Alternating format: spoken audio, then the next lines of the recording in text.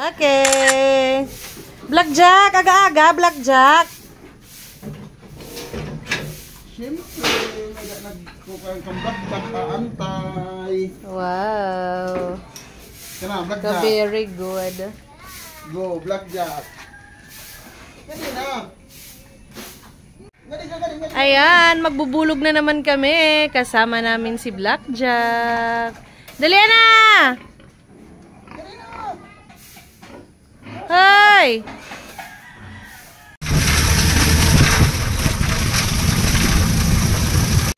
At pagkadating ko nga sa merkado mga mare, yung asawa ko na nga lang yung sumama doon sa pagbulog. At ako naman yung nagtinda dito sa merkado. Ayan nga, may sakto na bumili ng karne. Kaya ayan, itchinap ko na nga yung kanyang biniling karne. Para na rin mga mare, may bigay doon sa aming customer. Sinabi ko nga sa akin mga previous vlog mga mare, na yung aming kinakatay dito na karne ay galing yan sa aming farm. Kami yung nagpapalaki, kami yung nag-aalaga at kami din yung nagkakatay at binibenta namin dito sa merkado. Kaya ayan, panigurado kayo mga mare or sigurado yung aming mga customer na maganda yung quality ng karne na kanilang mabibili. Dahil mga mare, yung quality ng karne na aming binibenta ay may kalidad talaga at kitang-kita yan sa karne na aming binibenta. Pure feeds po yung aming pinapakain sa aming mga alagang patining. Kaya ayan, nakakasigurado kami mga mare na maganda talaga yung quality ng karne na aming binibenta. Paulit-ulit tayo doon mga mare. Basta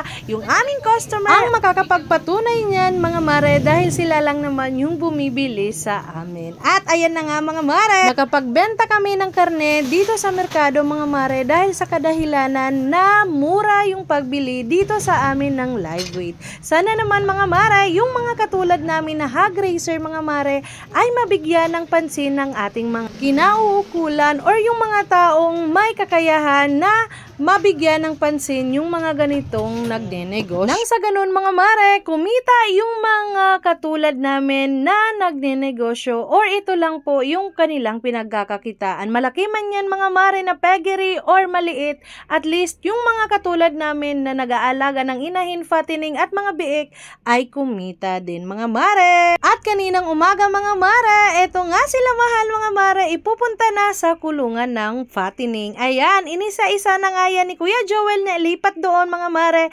at doon na namin sila palalakihin at aantayin namin hanggang sa sakto na silang katayin. At ayan na nga mga mare, hanggang dito na lang muna ang aking mini vlog. Hanggang ulit sa mga susunod.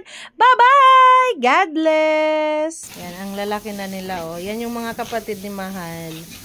Ayan, ililipat na sila doon sa aming kulungan ng fattening. Tapos, aantayin namin hanggang 3 months sila, tapos kakatayin na namin. Ayan.